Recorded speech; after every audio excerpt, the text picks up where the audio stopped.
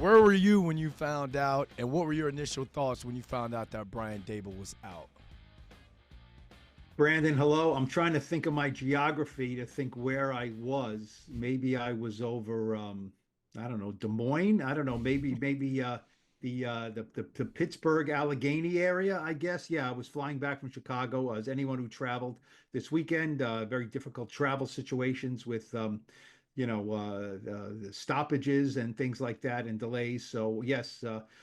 I covered another loss in Chicago. Hard to believe, but not hard to believe. And so we'll break it down. Yeah, and so certainly not shocked. We've done this a lot, Brandon. These Blue Rush podcasts, and after a bunch of them, we maybe not speculated about someone being fired, but it's certainly we talked about a lot of losses, and when you talk about a lot of losses, this is the inevitable next step. 20, 40, and 1 as head coach. And let's kind of just go through what Brian Daboll did and somewhat what he didn't do as head coach. Paul, he came in 2022 and he just completely just took over the city. I'm talking 9-7-1 record. They went to the playoffs. That first game, he captured the fan base's heart and trust when you go for it on a 2-point conversion. You get it with Saquon Barkley. You're playing Biggie Smalls is juicy in the locker room, smoking cigars. You get branded as Brian Dabolls. And then it all just went downhill from there. 6-11 in 2023, 3-14, and then we have a 2-8 start to the 2025 season. How did you hear, or what do you know about how it all went down? When do you think ownership and management kind of made that decision to where it was like, okay, it's now time to move on? Very recently, I mean, this is certainly, I don't know, say been brewing, but look, the record is the record. The terrible losses are the terrible losses. So after Steve Tisch, one of the Giants co-owners, was in Chicago for the game. John Mara was not. He is not making all these road trips because he is in cancer treatment. So John Mara was home. Steve Tisch was at the game. I saw Steve Tisch go into the locker room afterwards. So Monday morning, Steve Tisch and John Mara had a phone conversation. Okay, John from the office, Steve Tisch from, I believe, probably West Coast, I would imagine.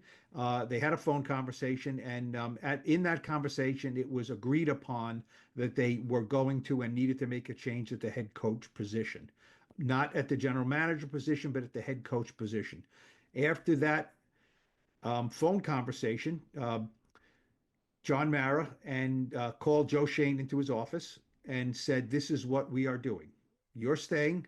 Brian Daboll is leaving, and Mike Kafka is going to be the interim head coach." That was a decision made by ownership, not by Joe Shane.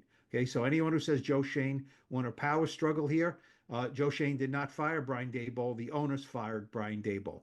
After that, um, John Mara and, with Steve Tisch on the line, called in Brian Daboll and informed him they were making a move and he was no longer going to be the Giants head coach. This is the harsh reality of it.